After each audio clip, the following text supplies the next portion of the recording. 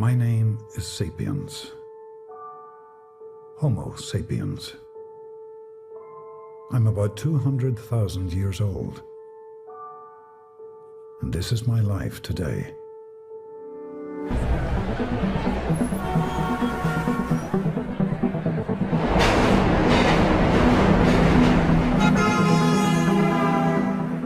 I'm searching for something. But I'm not sure what I'm searching for.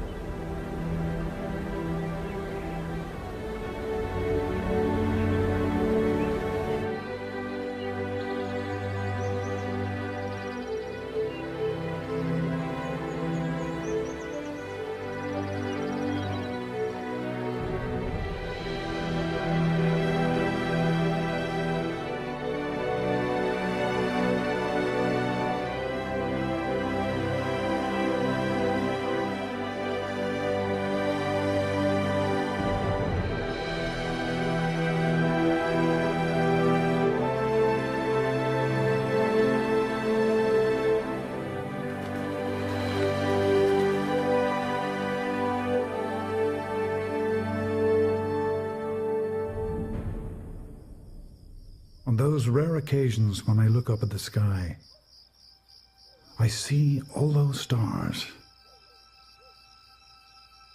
And as far as I know, only our planet has life.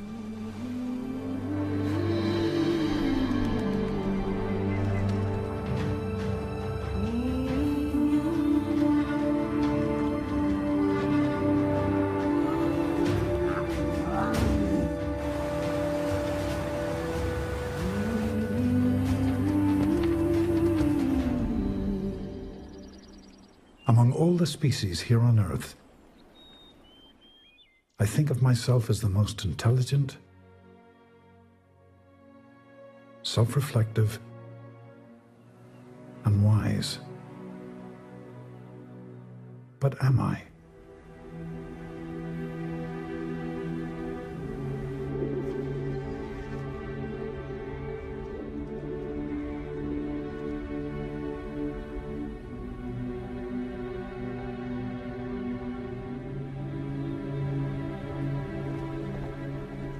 The United Nations reported that the world is in serious trouble. The media are reporting on it. The world of scientists are showing data. The folks that have the ability to make change know that we're in trouble. So there's fear. There has not been this kind of destruction on the planet since the time of the dinosaurs, 65 million years ago.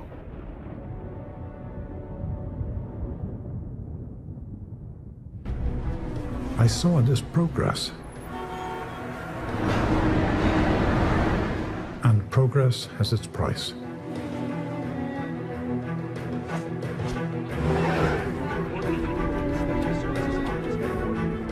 Over thousands of years, we've been progressively empowering ourselves, becoming more differentiated, more identified as unique human beings, but in the process, step by step, pulling back from the natural world. That process has gone so far now that we're running into a wall, an evolutionary wall. An evolutionary wall? Is this the end of my life?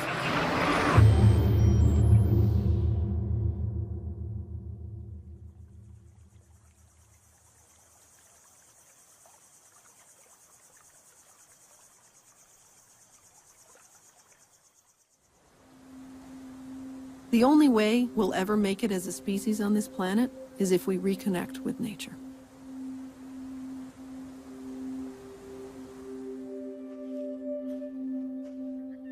Nature.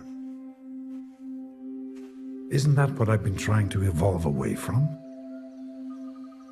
Not to be dependent on nature? Not to be at the mercy of nature's wrath? For the last 35,000 years, even as awakening hunter-gatherers, we've been pulling back from nature. And then about 10,000 years ago, we woke up to nature's seasons, nature's cycles. And in that process, we saw the possibility of becoming farmers. And that's been a process of empowering ourselves and taking control of our own lives, our own destiny. About 300 years ago, we saw not only could we farm nature, we could manipulate matter. And we pulled back further from nature.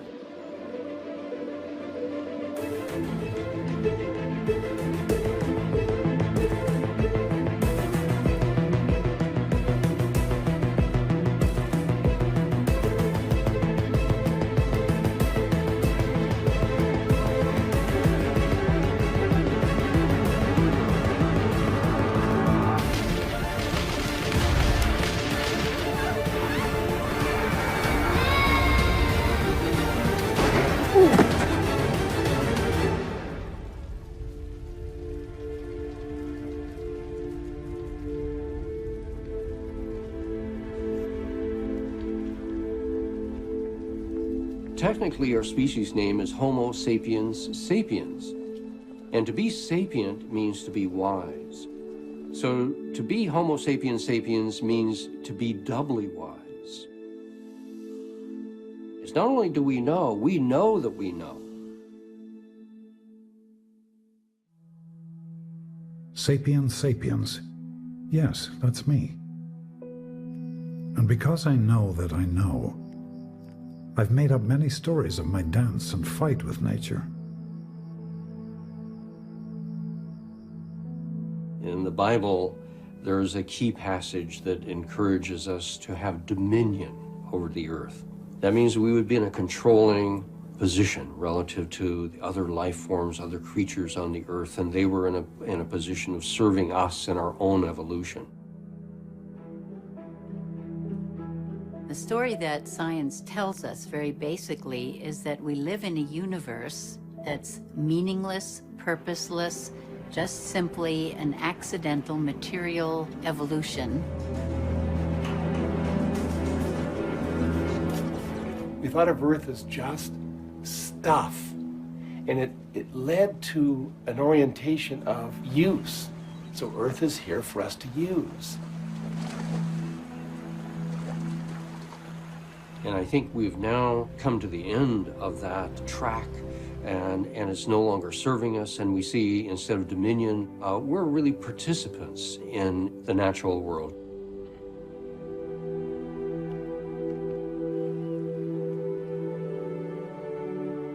And that's coming really much more into alignment with some of the Eastern traditions as well as some of the indigenous traditions and spirituality. Buddhism talks about the interdependent co-origination of all things in nature, all things in life arise and coexist together.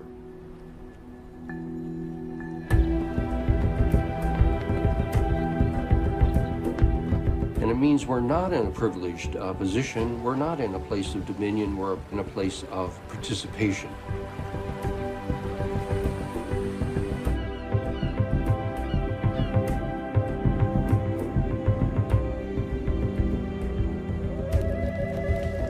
A similar theme arises with the indigenous American Indian traditions, the aliveness of nature, that our aliveness connects with that aliveness.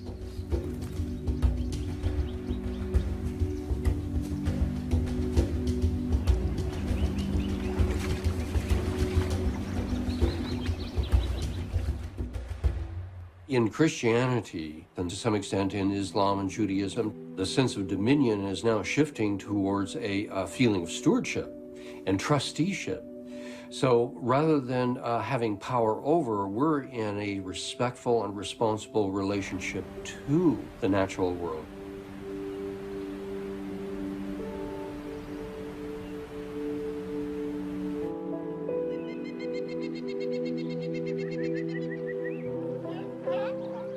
So the last 3.8 billion years that life has been on this planet, all of these individual species kind of started working together.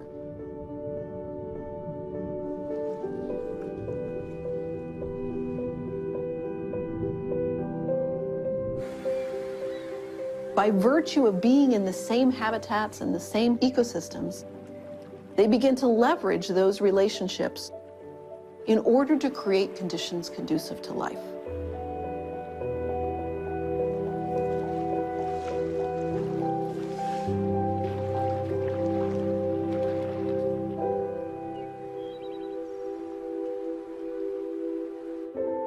If you can imagine that sort of emergent property scaling up, it could actually explain some of the planetary phenomena that we see today.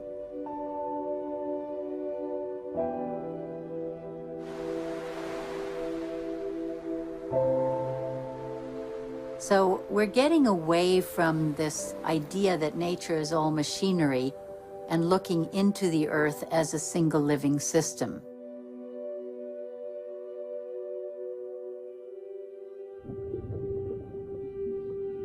That idea had a mystical name. Gaia. Imagine, a scientific hypothesis in the 1970s named after a Greek goddess. No wonder so many people didn't buy it.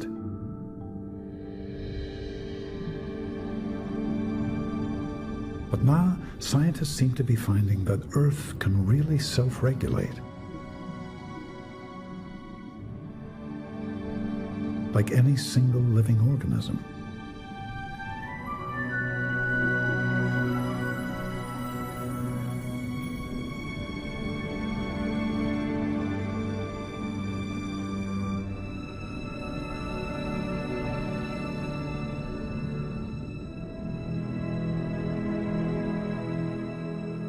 Earth is alive. Scientists thought for a long time it's only because Earth is the exact right distance from the sun. Because you see, our molecules, if they get too cold, they freeze up and the organism dies. If they get too hot, they unfold and the organism dies. We have to be in a certain range of temperature, and that's where Earth is. But over 4 billion years, this is what we've learned in the 20th century, the sun was 25% cooler. So it sent its rays to Earth, and Earth had all of these heat-trapping gases to keep the sunlight in and warm up the planet to the temperature for life. But over 4 billion years, the sun got hotter and hotter. As it got hotter, Earth drew carbon dioxide out of the atmosphere so it wouldn't get too hot for life. Earth has regulated itself by changing its atmosphere, by drawing down carbon dioxide while the sun heated up. So you see, if we in industrial civilization are now reversing that trend, we're actually going against the intelligence, the ordering that brought forth life.